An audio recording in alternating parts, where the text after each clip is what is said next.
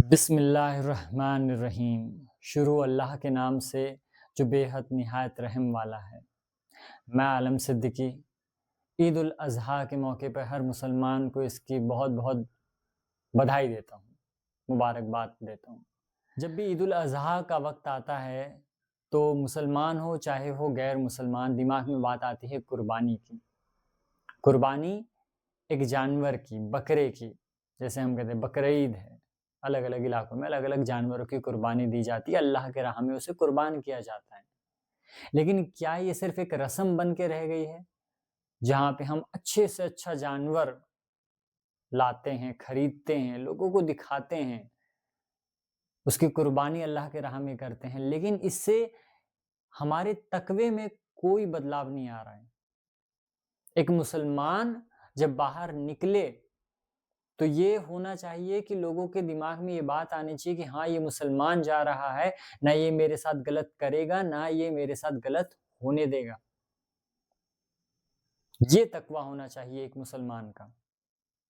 हमें हमारे रब ने, रसूल पाक सल्लल्लाहु ताला अलैहि वसल्लम ने कुछ बातें बताई, ज़िंदगी जीने का तरीका दिया।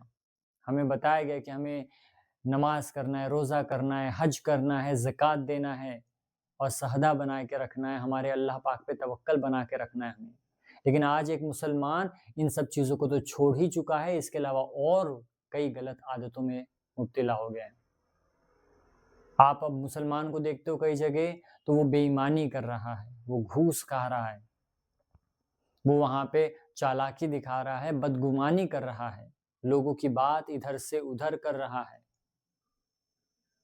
और एकदम बिंदास मतलब बिना किसी गिल्ट के बता भी रहा है, उसे फ़र्क नहीं पड़ रहा है। आज एक मुसलमान के लिए दूसरे मुसलमान की जान की भी कोई कीमत नहीं रह गई है, आप अपने आस-पास देख सकते हैं।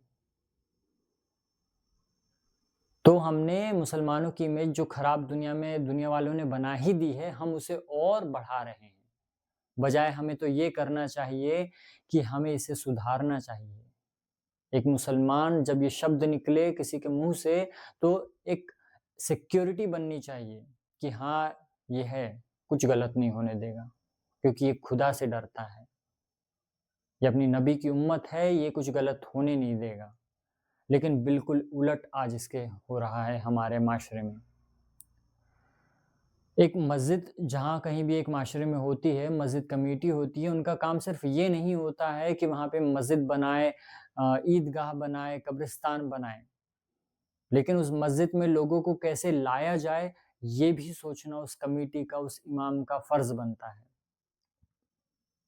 तो मेरी इस ईद उल अज़हा के मौके पे एक रिक्वेस्ट है कि हर एक माशरे में जो कमेटी है, वो इस बात पे सोचे, मीटिंग करे, बात करे, इस पे एक्शन ले कि किस तरीके से मुसलमानों को अपने माशरे में हमें गलत राह पे जाने से रोकना है।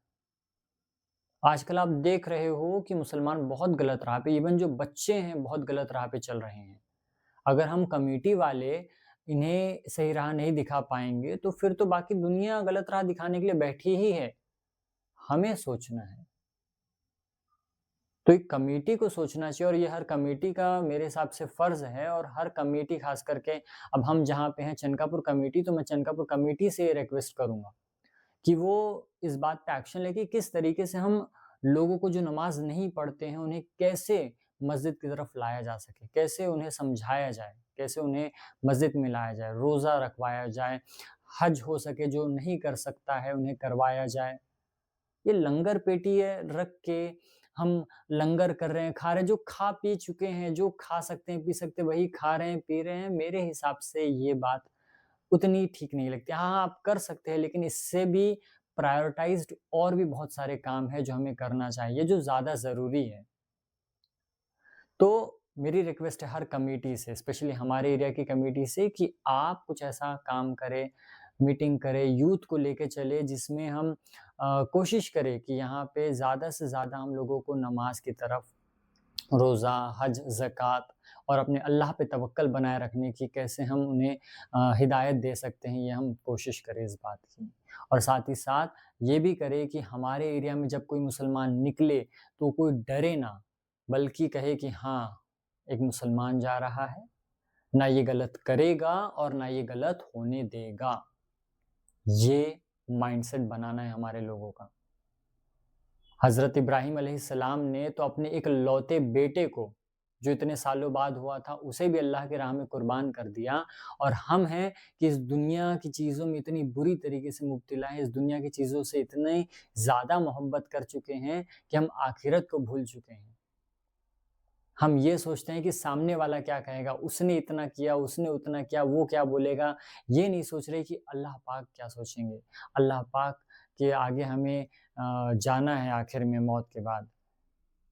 तो हम क्या बताएँगे? ये बताएँगे कि फलाँ 4 आदमी ऐसा बोल रहा था, फलाँ 4 आदमी ऐसा किया था तो इसलिए मैंने वैसा किया। आपकी गलती आपके साथ, उनकी गलती उनके साथ। इस ईद उल अज़हा कुर्बानी करो अपने ईगो की, अपनी गलतियों की, अपने गलत सोच की, अपनी गलत हरकतों की। और ज़रा भी अगर ये बात आपके दिल में लगी हो, तो आज आप डिसाइड कीजिए कि नहीं, हमें एक मुसलमान शब्द का सही अर्थ दुनिया को दिखाना है।